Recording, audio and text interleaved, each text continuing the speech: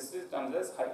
Their threshold becomes low than the normal reaction, and their responsiveness become much more than what is the normal responsiveness to the normal noxious stimulus. So that's why there is a hyperalgesia, primary hyperalgesia. We call it a primary hyperalgesia or primary hypersensitivity. Then there is a very important term, visceral hyperalgesia. As I told, that pain-carrying fibers from a single organ, they do not terminate on a single spinal segment. Similarly, pain fibers from two different organs, or maybe three organs, these pain fibers, they come up to the spinal cord and converge, terminate on the same spinal segment. So whenever there is a pain in one organ, brain can understand as if pain is coming from a different organ from which the pain fiber is coming and terminating on the same spinal segment. This is known as something called visceral hyperalgesia. The example of this visceral hyperalgesia is something like involvement of the gallbladder and myocardium. The pain fibers of myocardium and gallbladder, they converge on the same spinal segment.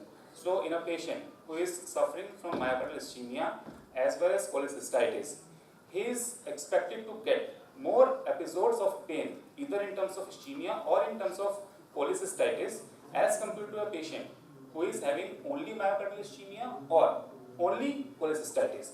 Visceral convergence is the basic concept here, which explains this pain syndromes.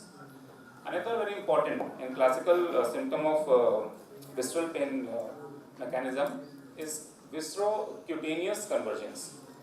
Now, here we need, I will talk about the referred pain without hyperalgesia and referred pain with hyperalgesia. Why there is a referred pain? Again, almost the same thing, visceral somatic convergence. Pain fibers coming from the viscera, terminating on a particular spinal segment. On the same spinal segment, the receptors from somatic structures, they are coming and terminating on the same spinal segment. So this is called something called viscerosomatic convergence. Again, whenever there is a pain, they stimulate the another fiber, carries it to the brain, and again there is confusion to the brain from, and that's why brain understands it as if there is a referred pain apart from the pathology in viscera. So if there is something known as referred pain without hyperalgesia, but sometimes there is a hyperalgesia in the referred pain organ also. So there can be a referred pain with hyperalgesia. Now all these steps, all these mechanisms, ultimately they lead to the hypersensitivity in the central nervous system. A process of central sensitization caused by viscerosomatic convergence is known as convergence facilitation. It can persist long after the initiating pain and has ceased.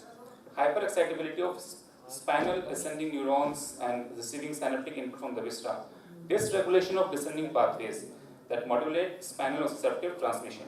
And here one thing I would like to emphasize on, that the central sensitization in the visceral pain mechanism, it is very rapid. Over a period of few hours to few days, actually the central system gets sensitized to the visceral pain stimuli. That's why these pain intensities in the patient, it increases very rapidly. This is a picture indicating the pain and spinal cord hyperexcitability. This concept is given by J. Mackenzie in 1909. He actually talked about the irritable focus in the spinal cord, where these all pain fibers are terminating. That spinal cord, those neurons, they get hyperexcitable. They get hyperalgesic actually, and there is a constant stimulation, constant firing from those neurons. And he called it as an irritable focus, which is very much responsible for the viscerosomatic convergence as well as the chronicity of the visceral pain.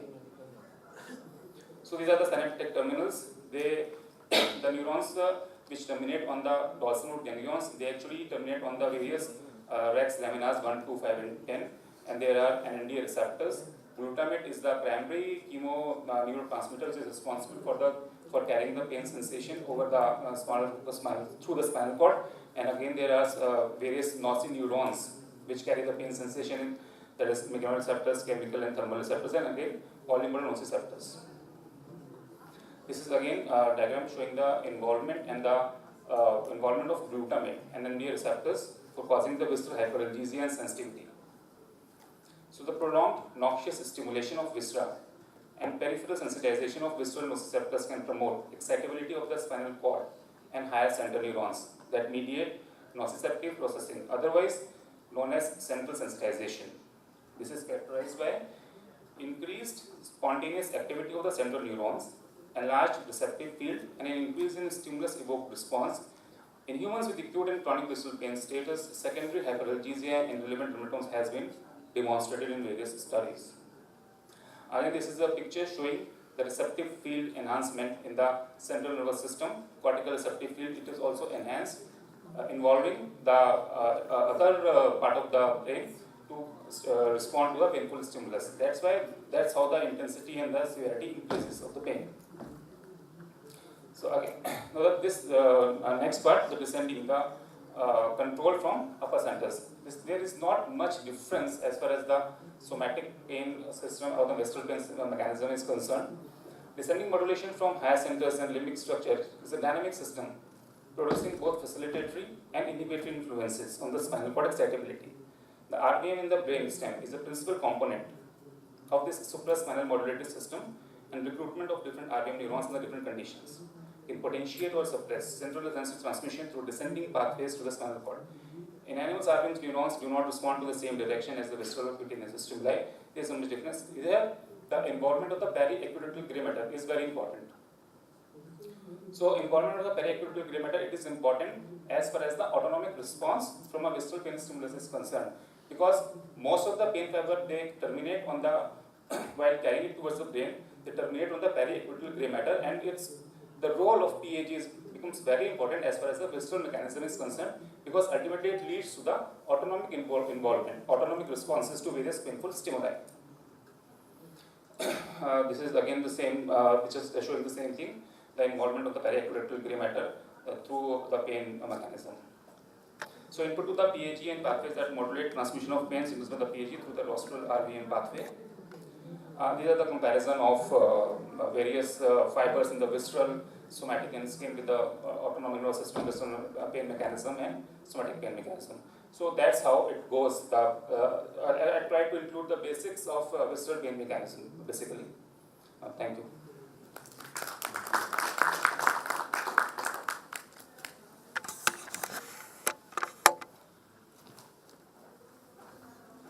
Thank you, Dr. Gaurav. Actually, Dr. Gaurav has to attend one different session also. We pulled him with a different workshop. Simultaneously, there is a workshop going on, and he is contributed in that workshop also. So thanks, Dr. Gaurav, for a nice input. And we are running short of time because since we have to start inaugural function at 6, so we have to go a little fast. Now I invite our next speaker, Dr. Saikat Singh Gupta, to deliver lecture on post-thoracotomy pain. Dr. Saikat is Professor of Anesthesia in Apollo Hospital Education Research Foundation and is Senior Consultant in Apollo Green Eagles Hospital, Kolkata. He is a Chairman of Kolkata Anesthesia Academy. Dr. Saikat. Thank you and good evening.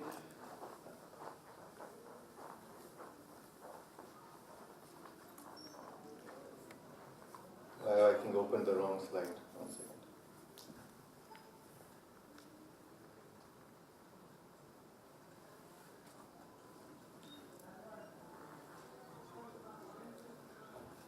Okay.